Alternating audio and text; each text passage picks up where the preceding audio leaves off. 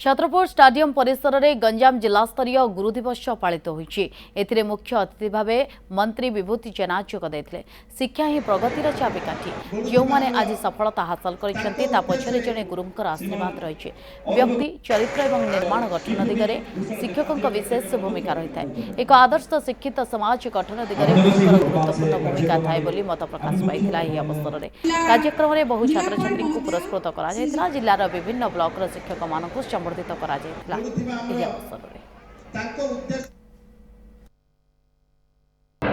आज गुरु दिवस एवं सब विद्यार्थी मानक आज बहुत विद्यार्थी जिलार पुरस्कृत करागला गुरु मानक सम्मानित करागला। एभलिया नियारा कार्यक्रम गुरु दिवस एभली हवा आवश्यक। गुरु शिष्य परंपरा बंचिले समाजटा बंचिब एवं समाजटा श्रृंखलित तेबे हेब जेबे गुरुଙ୍କର आशीर्वाद वर्षा और शिष्यଙ୍କ ଉପରେ। छात्र छात्री मानक एपरि निर्माण करंतु जो माने देशर भविष्य एवं देश निर्माण राष्ट्र निर्माण से उत्सर्गीकृत करने संगे संगे गुरु मान को यथोचित सम्मान दे निजर समस्त कार्य सफलता हासिल कर। गंजाम रे जिला स्तरीय गुरु दिवस उत्सव एवं विद्यार्थी समार्धना समारोह जोटा अच्छी सेटा आज पालित होछि।